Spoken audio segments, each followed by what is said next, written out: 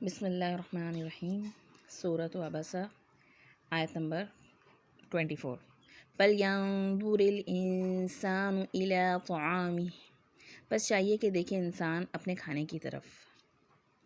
یعنی اس سے پچھلی آیتوں میں اللہ تعالیٰ نے انسان کو اپنی زندگی، اپنی اس دنیا میں آنے کی طرف غور کرنے کی طرف اشارہ کیا تھا کہ دیکھو کس طرح سے تم اس دنیا میں آئے ہو، کیسے اللہ نے تمہیں پیدا کیا ہے، اور کس طرح اللہ تعالیٰ تمہیں قبر مہیا کرتا ہے، لیکن اس کے باوجود تم نے اللہ کا حکم کی تعمیل نہیں کی، اس کے حکم پہ نہیں چلے۔ اب یہاں کیا جا رہا ہے؟ اس کی طرف غور کرو جس کے ذریعے تمہاری گروتھ ہوتی ہے، جس کے ذریعے تم بڑھتے ہو، اس دنیا میں نشو و نما پاتے ہو۔ اَنَّا صَبَبْنَا الْمَاءَ صَبًّا، بے شک ہم نے انڈیلا پانی کو، صبا خوب انڈیلنا۔ سب کا لفظ جو ہے اس کا مطلب ہوتا ہے گا بہت تیز بارش، ہیوی رین کے لیے آتا ہے گا، یعنی بھرپور طریقے سے اللہ تعالیٰ نے جب بارش کی تو اس کی وجہ سے کھانا آتا ہے گا۔ کیونکہ یہاں پہ خاص طور پہ کیا ہے، اِلیٰ طعامی، اپنے کھانے کی طرف غور کرو کہ اب کھانا کہاں سے آ رہا ہے گا۔ طعام کا لفظ جو ہوتا ہے گا نا، وہ خاص طور پہ اسپیسیفکلی انسانوں کے جو کھانا کھاتے ہیں اس کے لیے آتا ہے گا، کیونکہ عربی میں عقل کا لفظ بھی آتا ہے گا، عقل وہ بھی کھانے کے لیے آتا ہے گا، کلو وشربو آتا ہے نا، تو لیکن وہ کھانا جو ہوتا ہے وہ کوئی بھی کھانا ہو سکتا ہے، لیکن طعام جو ہوتا ہے وہ خاص کھانا ہوتا ہے جو اسپیشلی انسان کھاتے ہیں۔ اب اللہ تعالیٰ یہاں سے اسٹارٹنگ سے کہ رزق آتا کیسے ہے گا، تو بارش ہوتی ہے گی اللہ تعالیٰ کی طرف سے، پانی کا انتظام ہوتا ہے گا۔ ثم شققنا الارض شقا، پھر پھاڑی ہم نے زمین خوب پھاڑنا۔ شق کا لفظ جو ہوتا ہے نا، اس کا معنی ہوتا ہے کسی چیز کو کٹ کر کے اوپن کر دینا، یعنی کھول دینا۔ تو پچھلی صورت میں کہا گیا تھا کہ زمین کو اللہ تعالیٰ نے اسموتھ بنایا ہے۔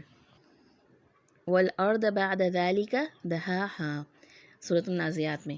لیکن یہاں اللہ تعالیٰ اب اس کی مزید بتا رہے ہیں کہ جب اس کو ہم نے پھاڑا تو اس کے پھاڑ کے اس کے اندر سے کیا نکالا، تمہارے لیے خوراک کا انتظام کیا۔ اگر اللہ تعالیٰ زمین نہ پھاڑے، ہم بیج ڈال بھی دیں اور وہ باہر نہ آئے تو کوئی فائدہ نہ ہو۔ جس کے لیے اللہ تعالیٰ کن کہتا ہے وہی زمین سے باہر آتا ہے گا۔ فَأَنبَتْنَا فِيهَا حَبًّا، پھر اگایا ہم نے اس میں حب، یعنی غلہ، جو بیسک فوڈ ہوتے ہیں نا، گرینز وغیرہ، جو گیہوں اور دالیں وغیرہ، یہ سب چیزیں اس میں شامل ہوتی ہیں۔ ہمارے یہاں دیکھا جائے تو سب سے پہلے یہی چیزیں کھائی جاتی ہیں، اگر یہ نہ کھائیں تو اوپر یہ چیزیں کھا بھی لیں تو ہمیں لگتا ہے کہ ہمارا پیٹ ہی نہیں بھرا ہے، کہ جب تک روٹی چاول کوئی ایسی چیز نہ کھا لیں۔ تو سب سے پہلے حب کا ذکر کیا گیا کہ غلہ اگایا۔ وَإِنَبًا وَقَضْبًا، اور انگور اور قضبہ ترکاری۔ انب کا لفظ انگور کے لیے آیا، اور قضب جو کہتے ہیں وہ ایسی اس کے لیے آتا ہے گا، سبزیوں وغیرہ کے لیے جو کچی کھائی جاتی ہیں گی اور جو زمین کے اندر ہوتی ہیں گی، جیسے گاجر، مولی، کھیرا، یہ ہوتی ہیں جو سیلڈس کے طور پہ کھا لی جاتی ہیں گی، تو اس کے باہر کا حصہ جو ہوتا ہے گا وہ گرین وغیرہ پورشن جو ہوتا ہے وہ جانور کھا لیتے ہیں، اور نیچے جو اندر اس کا مین جو ہوتا ہے گا فوڈ وہ انسان کھاتے ہیں۔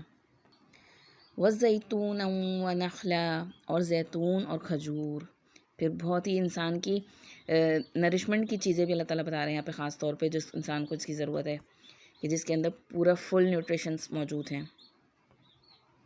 وَحَدَائِقَ غُلْبًا، اور باغات گھنے تیار کیے۔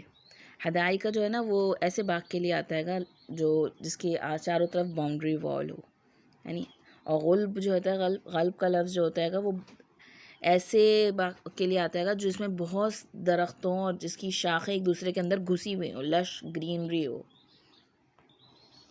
وَفَاكِهَةً وَعَبًّا، اور پھل اور چارہ۔ فاکہہ کا لفظ جو ہے نا، یہ ایسے فروٹس اور چیزوں کے لیے آتا ہے جس کو کھا کے انسان جو ہے نا انجوائے کرتا ہے گا۔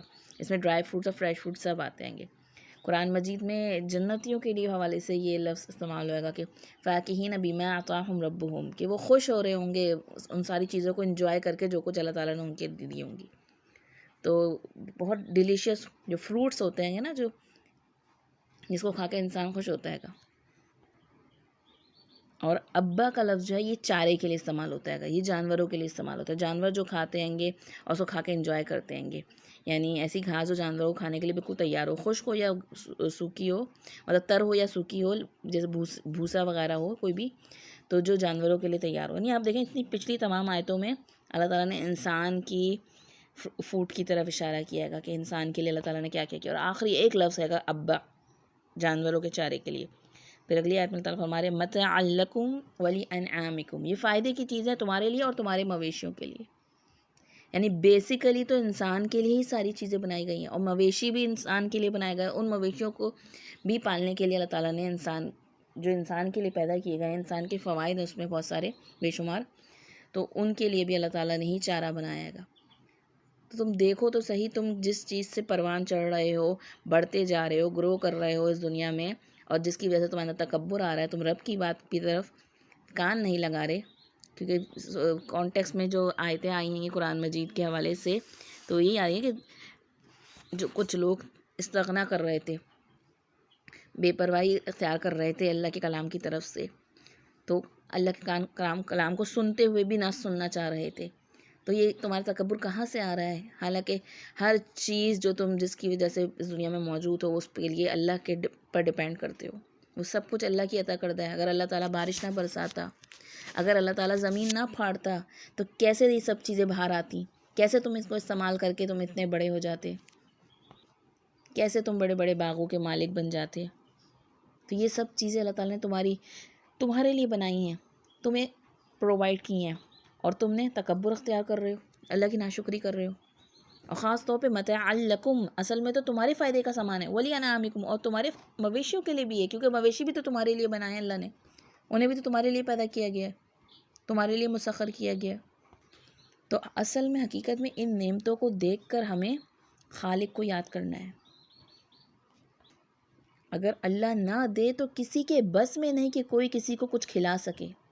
اللہ کی قدرت ہے کہ انسان صرف بیج ڈالتا ہے، باقی پانی بھی اللہ برساتا ہے، زمین کو بھی توفیق اللہ ہی دیتا ہے. تو ان نعمتوں پہ غور و فکر کریں، اور اپنے رب کو پہچان کے اس کے شکر گزار بنیں، اس کی اطاعت کریں. پچھلی آیتوں میں اپنے جسم پہ غور کرنے کو کہا گیا تھا کہ تمہارا جسم کہاں سے آیا ہے، کیسے، اور اب یہاں جسم کی گروتھ کیسے ہو رہی ہے، یہ جسم بڑھ کیسے رہا ہے. ان چیزوں پہ غور کرو. تو کیا واقعی میں ہم غور کرتے ہیں؟ کیا ہمارے پاس ٹائم ہوتا ہے؟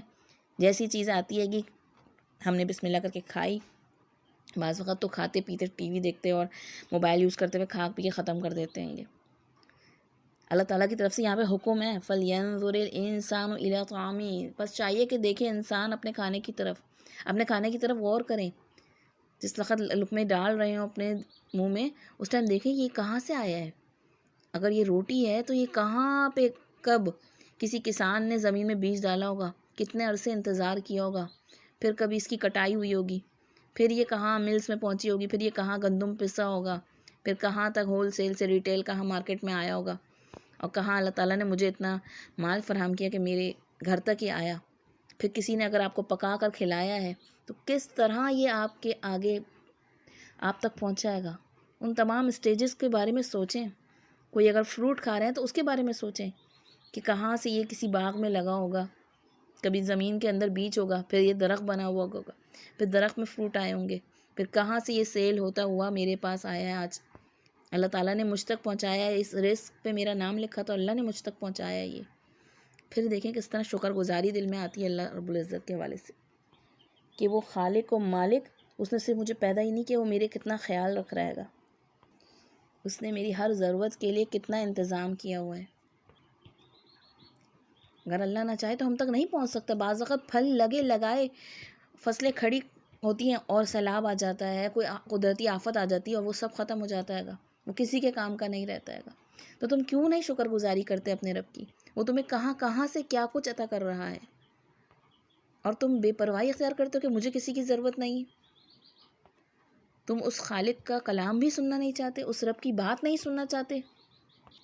اطاعت کرنا تو بات کی بات ہے، جو بات ہی نہ سننا چاہے اپنے رب کی، اس کے بارے میں کیا خیال ہوگا کہ اس کے اندر کون سا تکبر ہے. تو یہاں اس آیت نمبر 24 میں حکم ہے گا، مطلب فعل امر ہے گا فَلْيَنظُرِ الْإِنسَانُ إِلَىٰ طَعَامِهِ، کہ انسان کو چاہیے کہ اپنے کھانے کی طرف غور کرے. اس کے لیے ضروری ہے اپنے رب کو پہچاننے کے لیے اللہ تعالیٰ کی دی ہوئی نعمتوں پہ غور و فکر کرنا بہت ضروری ہے. اس سے انسان کے اندر ایک شکر گزاری آتی ہے، عاجزی آتی ہے کہ یہ سب میرا نہیں ہے، میرے کنٹرول میں نہیں ہے کچھ بھی، یہ سب اللہ رب العزت کنٹرول میں ہے، اس نے عطا کیا ہوا ہے، اس کی دین ہے، اس کا فضل ہے، اس کا احسان ہے.